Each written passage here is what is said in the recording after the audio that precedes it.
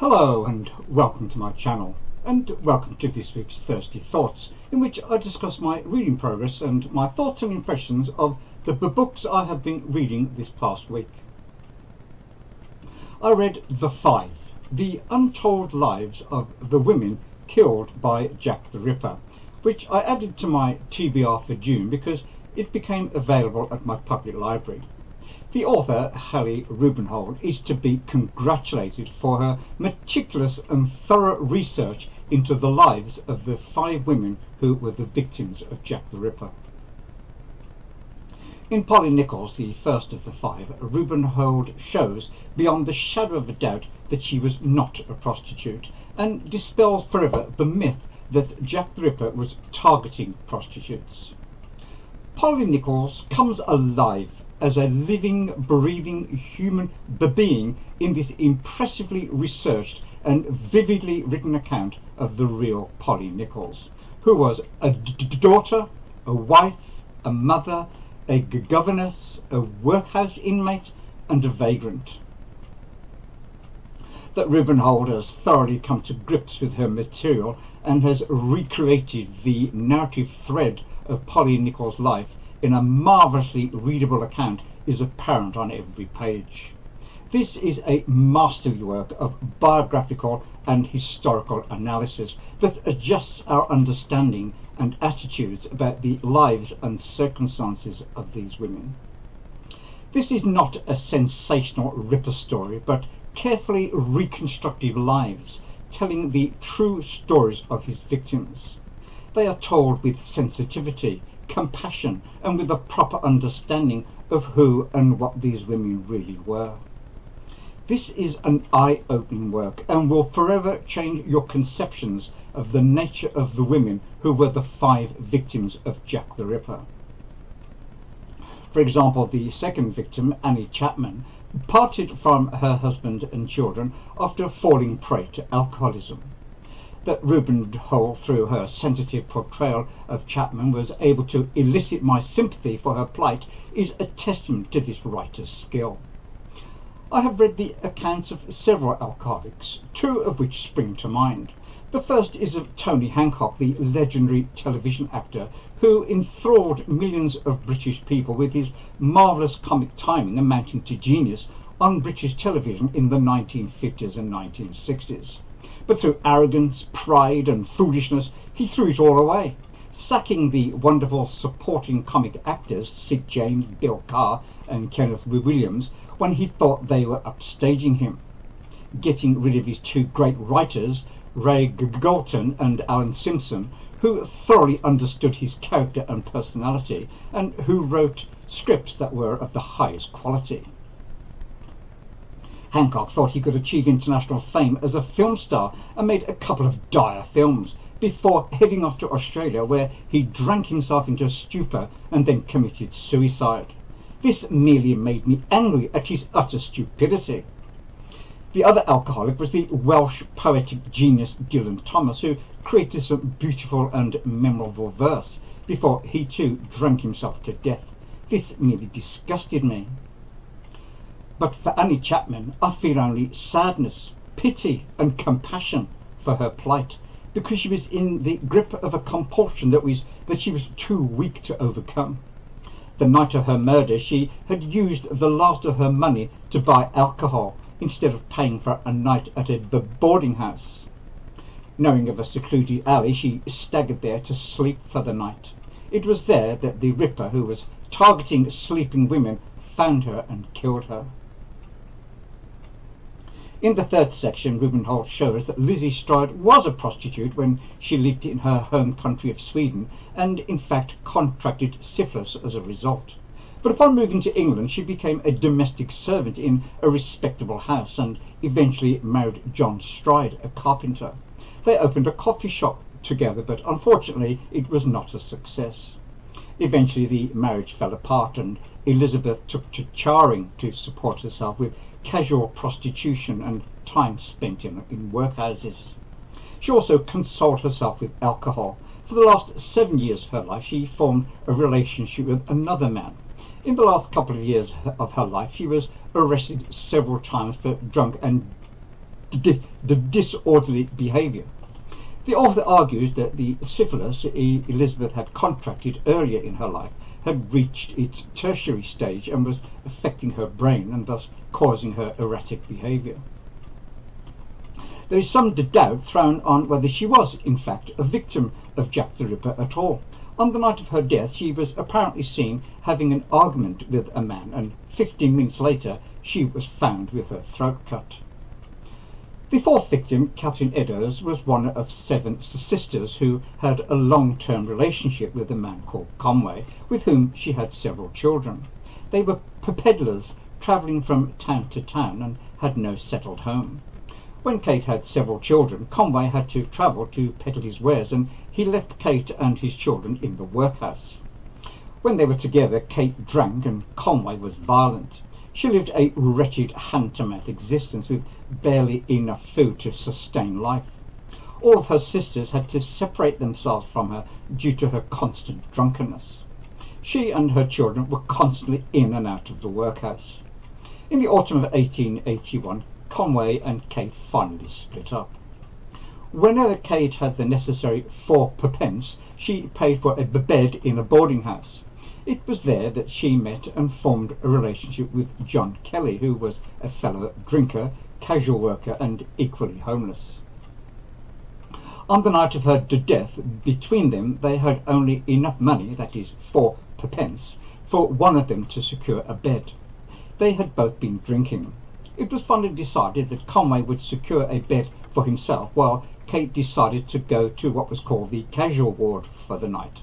However, it appears that she met some friends and they went drinking together to the extent that she became staggering drunk. She was found by a policeman on the street singing and making a spectacle of herself. With the help of a colleague, he took her to the police station and locked her in a cell. At 1 a.m. she sought release and they agreed, but she was certainly still intoxicated. Finding a spot in Mitre Square, she decided to sleep rough that night. It was there that she was found murdered, a victim of Jack the Ripper. The 5th victim was Mary Jane Kelly, who was the only one of the 5 who was a professional prostitute. But she was killed not because she was a prostitute, but in spite of it. Even she was not killed while soliciting, but while sleeping in her own room. Mary Jane Kelly was a mysterious figure about whom not much can be discovered because she constantly reinvented herself, but it can be ascertained that she had been well educated, was well spoken, was always clean and smartly dressed, and catered to a more select clientele. She was what we call today a high-class prostitute. I want to end by quoting the final paragraph of the 5. Rubengold writes, "It is only by bringing these women back to life that we can silence the Ripper and what he represents. By permitting them to speak, by attempting to understand their experiences and see their humanity, we can restore them to the respect and compassion to which they are entitled. The victims of Jack the Ripper were never just prostitutes. They were daughters, wives, mothers, sisters and lovers. They were women. They were human beings, and surely that in itself is enough." I heartily agree with Rubengold. She has performed a remarkable labour of love in bringing these women back to life, and I would urge every man and also every woman to read Rubengold's attitude-changing book. I have read 6 short stories from Sir Arthur Conan Doyle's collection called Tales of Terror and Tales of Mystery. I read the 6 stories in the Tales of Terror section. In The Horror of the Heights, a blood-stained notebook is found in a field. It belonged to an aeronautical expert called Joyce Armstrong, who has now disappeared. Flight is only 20 years old at this stage. The notebook discusses the unexplained disappearances of several airmen while flying. Doyle takes us up among the clouds in a monoplane, and his detailed descriptions and observations told from a first-person perspective are so involving that we experience what the pilot does. Joyce Armstrong believed that there was something in the sky above Windsor, a kind of air jungle. that had caused the mysterious disappearances of some of the airmen, and he determined to find out what it was. His plan was to ascend to 40,000 feet to explore the supposed air jungle, and what he found there was, but you'll have to read the story to find out. The leather funnel is about psychometry, which is the power of telling an object's past by touching it or being close to it. The story is connected to a dream, but rather than reveal what it is about, I want to quote a very interesting passage from the story. Two scientists who are friends are discussing a curious leather funnel which Dacre is showing to his friend. "Have you included the psychology of dreams among your learned studies?" Dacre asked. "I did not even know there was such a psychology. My dear sir, that shelf above the gem case is filled with volumes from Albertus Magnus onward, which deal with no other subject. It is a science in itself." "A science of charlatans." "The charlatan is always the pioneer. From the astrologer came the astronomer, from the alchemist the chemist, from the mesmerist the experimental psychologist. The quack of yesterday is the professor of tomorrow. Even such subtle and elusive things as dreams will in time be reduced to system and order. When that time comes, the researchers of our friends on the bookshelf yonder will no longer be the amusement of the mystic, but the foundation of the science." I thought this passage was interesting in light of the fact that I found it in a collection called Round the Fire Stories, published by Doyle in 1908. Just 9 years earlier, Sigmund Freud had published The Interpretation of Dreams, his classic work on dream theory. Whether Doyle was having a dig at Freud or praising him as a pioneer in this psychological field is hard to determine. The third story, The New Catacomb, is about two famous archaeologists of Roman antiquities. One is the rich young Englishman called Kennedy, and the other a German-Italian called Berger. Berger has discovered a new catacomb, and Kennedy wants him to share the discovery. However, Berger will only share the discovery if Kennedy divulges some details about a recent notorious affair he had with a young woman whom he later abandoned after a 3 weeks fling. Reluctantly, after some persuasion, Kennedy then tells Berger how he seduced the young girl from her existing lover, so Berger agrees to show Kennedy the new catacomb he has just discovered. But you will have to read the story to discover what happens next. The fourth story is the case of Lady Sannox, who is conducting an affair with a leading London surgeon. The affair has become so notorious that even Lord Sannox, her complacent husband, is aware of it. One evening, after completing a long but successful surgery, Douglas Stone, the surgeon, is getting ready to visit Lady Sannox. A foreign diplomat calls on Dr. Stone and requests his immediate attention for his wife, who has cut her lip with a poisoned knife. Dr. Stone, anxious to keep his rendezvous with Lady Sannox, is only persuaded to attend the diplomat's wife by the offer of £100, which he sorely needs. What happens next is so startling that you'll have to read the story to find out.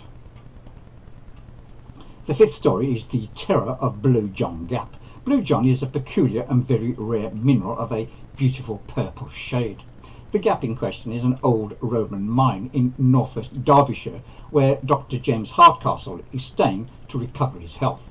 Having been told by a local of a legend that some kind of terrible creature lives in the Blue John cave, he determines to find out what it is. One night he descends into the mine with some candles and matches, and having fallen into a stream and extinguished his candle and wet his matches, he is now in pitch darkness, and he hears the creature walking in the darkness. Doyle writes, "The darkness was as complete as ever, but the tread was regular and decisive, and it was coming beyond all question in my direction. My skin grew cold, and my hair stood on end as I listened to that steady and ponderous footfall. There was some creature there, and surely by the speed of its advance it was one which could see in the dark.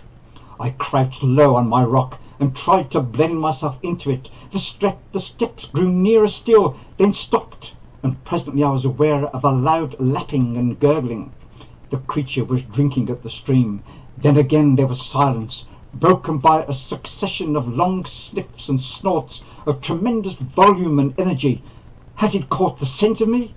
My own nostrils were filled by a low, fetid odour, nephitic and abominable. Then I heard the steps again. They were on my side of the stream now. The stones rattled within a few yards of where I lay. Hardly daring to breathe, I crouched upon my rock.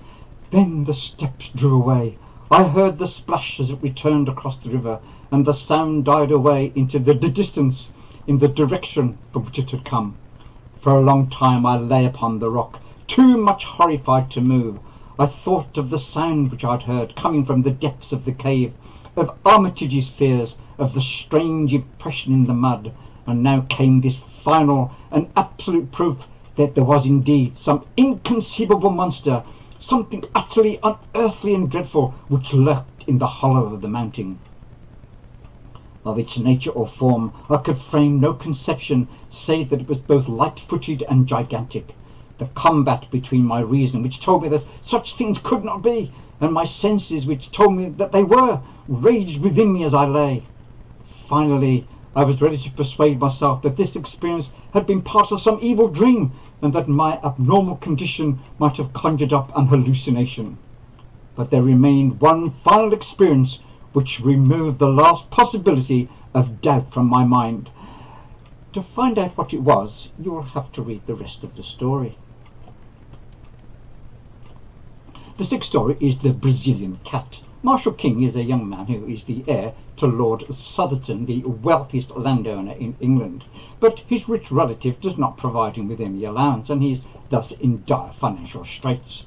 He says of himself, "It is hard luck on a young man to have expensive tastes, great expectations, aristocratic connections, but no actual money in his pocket, and no profession by which he may earn any."